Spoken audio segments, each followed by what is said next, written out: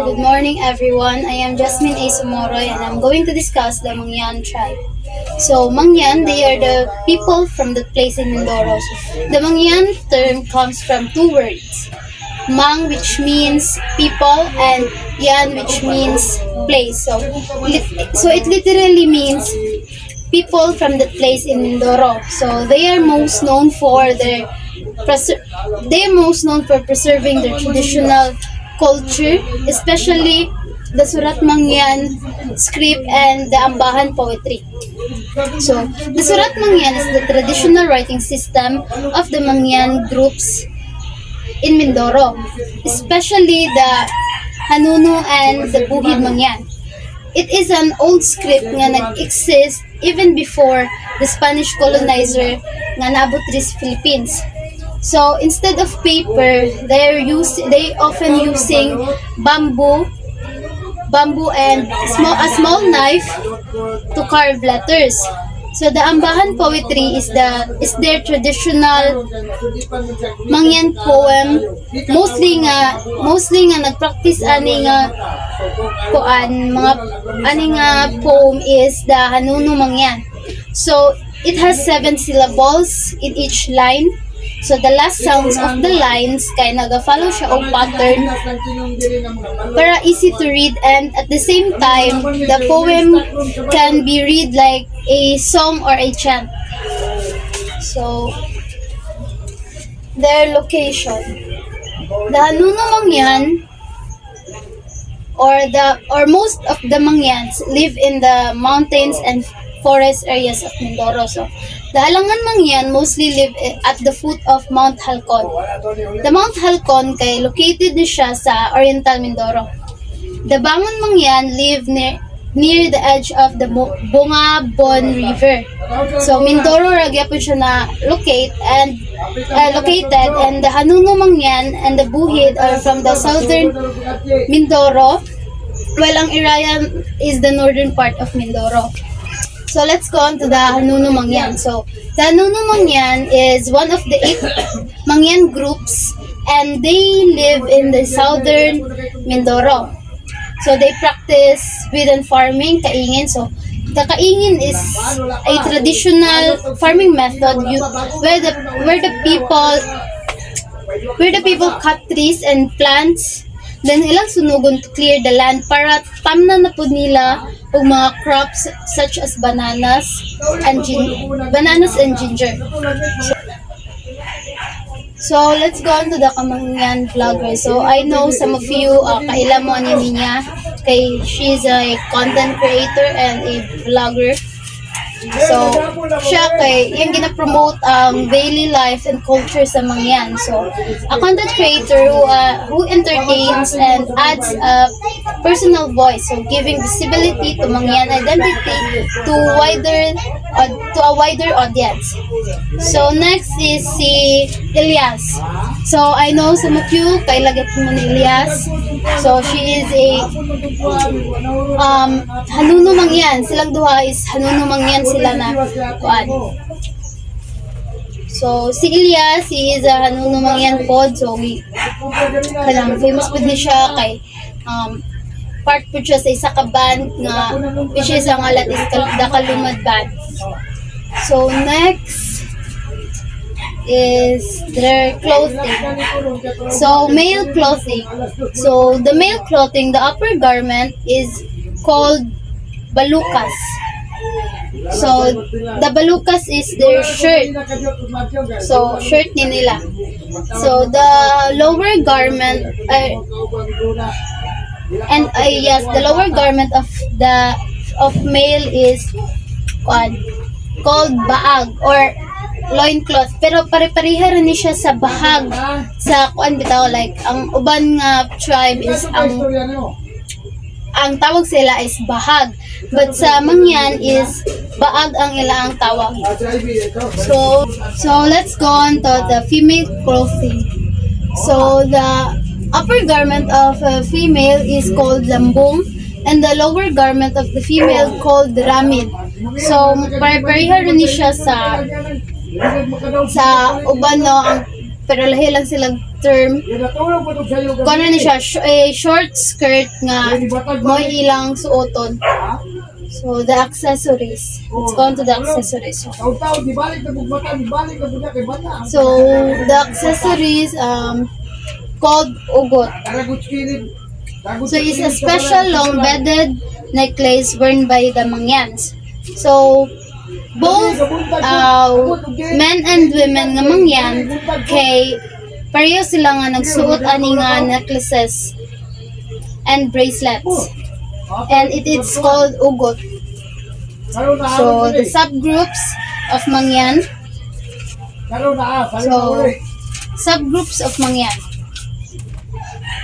Number 1 is Iraya. So, Iraya is called people who live upstream. So, Iraya, people who live upstream or people from the mountains. So, they live in the northern part of Mindoro near the Mount Halcon. Like what I've said earlier, nagpuyo sila sa northern part of Mindoro near the Mount Halcon. Second is the Alangan. So, they're called forest people. Or katong mga nagpuyo sa highlands. And next is the Tadyawan. So, people of the eastern mountains. So, Tadyawan is called the people of the eastern mountains. So, next is Taubuid or Taubuid. They are called the true people or real people.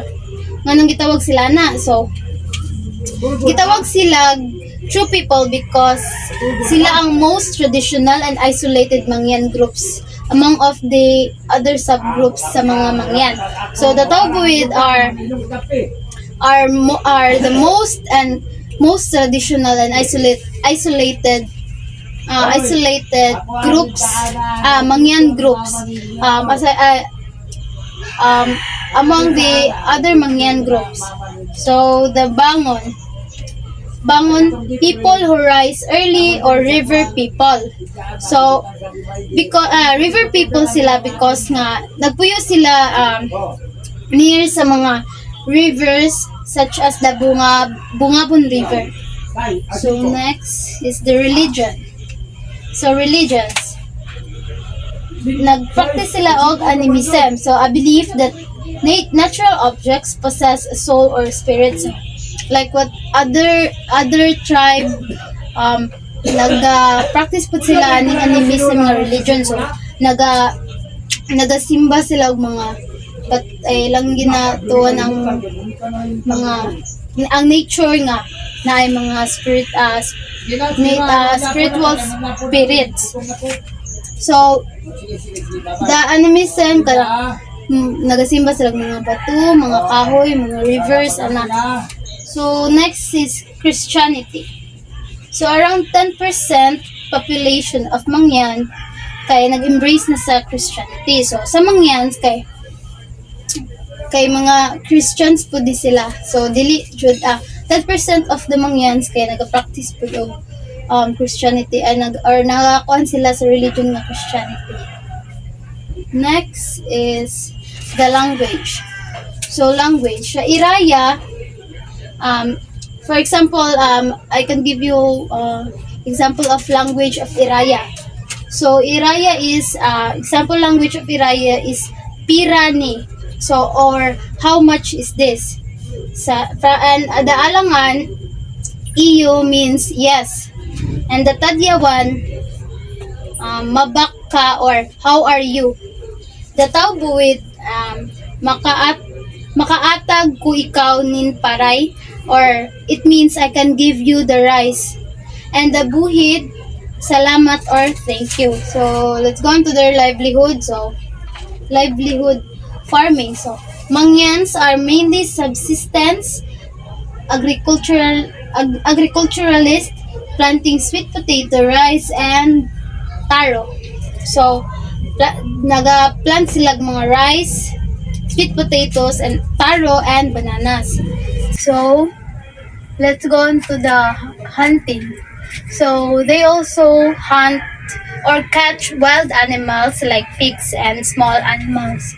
Next is crop selling. So, crop selling like Many who live in close contact with lowland Filipinos sell cash crops such as bananas and ginger. So next is crafting. So another source of livelihood is their handicrafts made of forest vines, beads, and cotton. So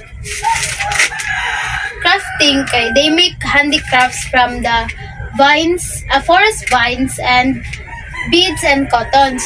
So next, so let's go on to their culture and tradition. So courtship required that a young man win the approval of both the maiden and her family. So he may be required to serenade her with songs and poetry. So a man must win the approval of the women's family and mukanta siya og kanang mga songs or poetry to show his love. And layis is the first step which takes place in the women's house.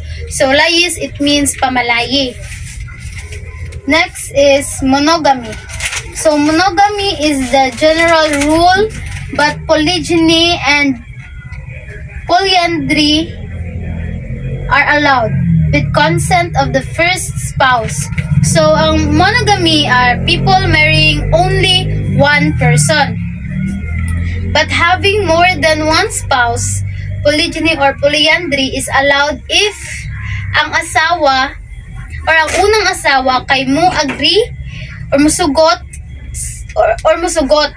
So some people have married up to 5 times. So polygyny. So polygyny is one man has more than one wife. Polygyny na siya. Polygyny, one man has more than one wife. Ang polyandry, one woman has more than one husband. So nagapractice sila ana.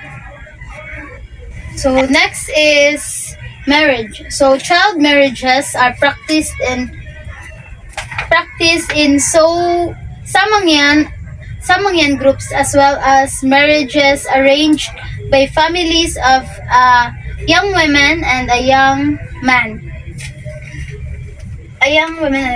So marriage is kay nagapractice sila og kanang bitong child marriages or arranged marriages. So bata pa lang kanang or for example kanang napay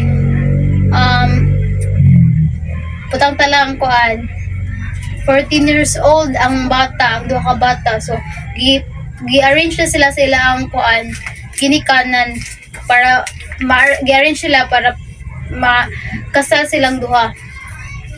Kay child marriages is kanang mga bata palagi sila na-arrange na sila ang ginikanan to their burial. So some the Hanuno Mangyans have their special ways to honor the dead. So kutkot, a secondary burial ritual where about a year after death, the bones are exhumed, clean, and reburied with prayer. So, aning kutkot nga kuan burial after 1 year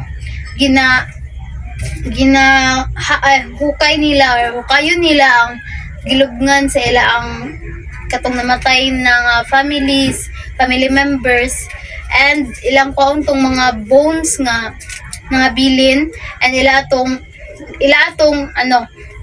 limpyuhan. Then after nila limpyuhan to, ila ada yun ilubong na pud balik, and ila ang kanang magatag sila ilang ampuan. So next is, so let's go on to the bara, a special ceremony where the corpse is carefully weighted before burial. So the bara, where the body is weighed before burial, because they believe the weight helps decide the proper rituals and to make sure nga ang spirit sa person kay it goes safely to the afterlife. So let's go on to the parasol, a cleansing ritual led by the Pandiwan. So the term Pandiwan kay sa mangyan siya, and which means shaman. So a shaman is the the spiritual leader. So after burial, performed to drive away harmful spirits, labang from home. So a cleansing ritual led by a pandiwan or a shaman. So after burial, so it is done to keep harmful spirits away from the home and protect the living family. Next is panbulnutan or pintal. So conducted one lunar cycle after the burial, where family members remove bamboo sticks on the grave. So ang panbulnutan or pintal kay a ritual done about a month after someone dies. So it is a way to say goodbye and show respect to the dead. Next is the panludan or punsiyon, a grand socio-religious event held during secondary burial. So kaning panludan, it is a big burial ceremony of the Hanuno Mangyans. So it is usually happen during the secondary burial, after the katong after the kut katong kutkot nga burial nila nga kwaon ang mga bones kanang limpyuhan, and after ilubong na pod. So after ato sunod ning panludan. So it is a big burial ceremony of the Hanuno Mangyans, and it is usually happen during the secondary burial after katong sa kutkot. So the family and community celebrate with food, dancing, chanting. So it is done to honor the dead and help their spirit go safely to the afterlife. So that's all for my report, and my group mates is continuing the report ang gikan sa beliefs taman sa educational attainment. So thank you for listening. So let's proceed to beliefs. First is mahal na maako. Mahal na makaako. Mahal na makaako is a supreme being who gave life to all human beings. And second one is binayo, a sacred female spirits who cares for the Christ spirits. Itawag ko na siya og kalagparay. And sa products, first is ang ramet. Ramet is a traditional, intricately patterned hand-woven textile. Ang ramet kay intricate textile carved from cotton seed materials and natural dyes. Mo ni siya kaning picture nga kaning green. And the second one is carved bamboo. Carved bamboo, a traditional art form using the Surat Mangyan script. Ang carved bamboo pod is a traditional writing technique po na nila sa mga Mangyan tribes. Mo nila ginagamit sa una kanang magama sila mga art. And the third one is beaded accessories. Beaded accessories from commercial glass beads. Kaning beaded accessories po is one of their sources of income na nila. Kay these items are being sold and being sold in malls and other stores. And nito with decorate. And nito is a forest vine. Nito is a forest vine. Abundant ni silang environment, abundant silang lugar, which they weave traditional baskets, jars, and etc. Kung sa pa na diya nga pwede mahimong design niya. Then proceed ta sa festival. Sa festival po, ang una kay Dugoy Festival. Ang Dugoy Festival is celebrate the culture, traditions, and way of life of the Mangyan people. The festival promotes respect and unity. Ang kanina pong Dugoy Festival, every January po ni siya mag-celebrate ba? Every January siya i-held sa land of Kan, sa Blayan Occidental, Mindoro. The second one is Mangyan. Mangyan Festival. Mangyan Festival is held to recognize and give importance to the Mangyan people as vital part of the community. Kaning Mangyan Festival celebrate po ni siya og November 25 sa municipality of Mansalay. And the third one is Kapakyanan Festival. Means abundance or prosperity. It celebrates the rich harvest of the fruits and crops. Kaning Kapakyanan po, nag-celebrate di siya kanang sa pang-harvest nila nga fruits ba, kanang makakuha sila musilbi mo na ilang kanang mag-fest nila ana. Then also, they celebrate on September 18 at Municipality of Victoria. Let's proceed sa dances. Sa dances nila, the first is Bakal Tarok. Bakal Tarok represents the daily farming activities of the Mangyan, especially kaingin.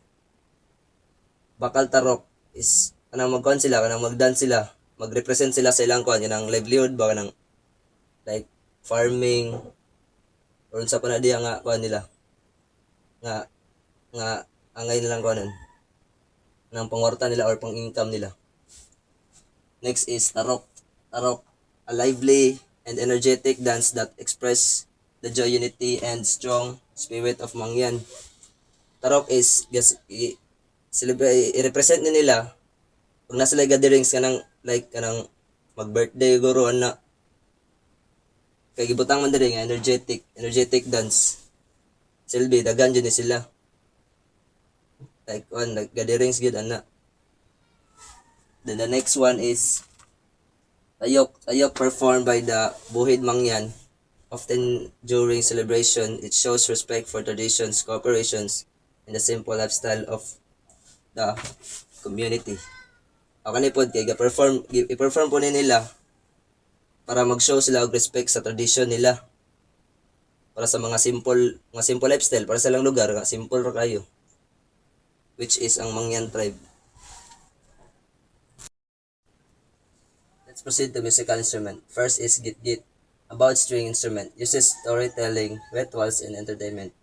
Ang Git-Git po is 3-string siya instrument. Ang Git-Git ginagamit nila sa sa storytelling, rituals, and entertainment. Then the next is Kudyapi. Kudyapi, a string instrument used to express emotions such as love and storytelling, often played during courtship, accession, and cultural gatherings. Ano pong Kudyapi sa 2-string.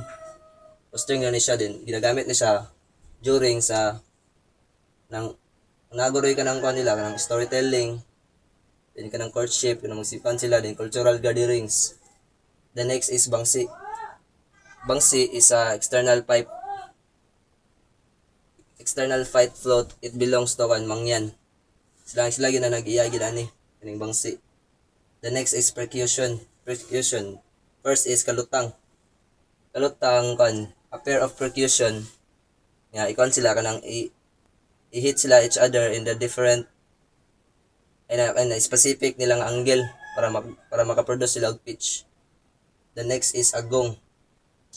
Agong, familiar mo sa agong, kaya ang agong kay sa set of two wide silang rim circle ni siya din. Imo ra siyang ibang. Doko na naman siya para makaproduce siya og kanang sound. Then the next is gods and deities. First is Mahal na Makaako. As I said ganiya, Mahal na Makaako is the supreme god of the Mangyan and the creator of Mangyan tribe. The next is Binayi. Binayi is the guardian of the spirit world, where is the soul of the dead rest. The third one is Bulungabon. Bulungabon is spirit who judges soul and keeps balance in the spirit world. The next is foods. Proceed sa foods sila. Ang foods po nila is root crops, banana, rice, wild fruits, wild yam, corn, organic soybean. Pero dili naman siya kay kasagaran magpuyo ka sa inana ka ng sa bukid or sa mountain nga dapit or kanang sa sa mga forest dapit. Mostly sa mga pagkaon nanigid root crops, banana, rice or mga fruits. The next is tribal system of governance. First is shamans. Shamans, they are spiritual leaders. They lead rituals, heal the sick, and keep harmony between people and nature. Motos lang, shamans. Spiritual leaders daw sila. And mohil po sila sick na magsakit. Ilang ayohon din. The next is elders. Ang elders, they are leaders of the community. They make decisions, solve problems, and protect traditions. Ang elders po, mura na po ni siya og sa tuwa po, mura po siya og barangay captain. Kaya sila man ang leader of community. They make decisions din. Sila ang decision din mosolba sa mga problema sa komunidad. Una ang elders. The next is education. Education, the first is Emmanuel Legarde. Si Emmanuel Legarde is the first mangyan to finish a Doctor of Philosophy. He initially wanted to be a priest po. Kailan po siya may mong priest. And the second one is Anthony Suday. Anthony Suday, a native Sablayan, and became the first mangyan graduate of Northern Iloilo Polytechnic State College in 2019. He wore traditional mangyan attire during his graduation to honor his heritage. Gasuot siya og kanang ilang pong suot gyud ni attire during sa ilang graduation. Una si Anthony Suday. That's all.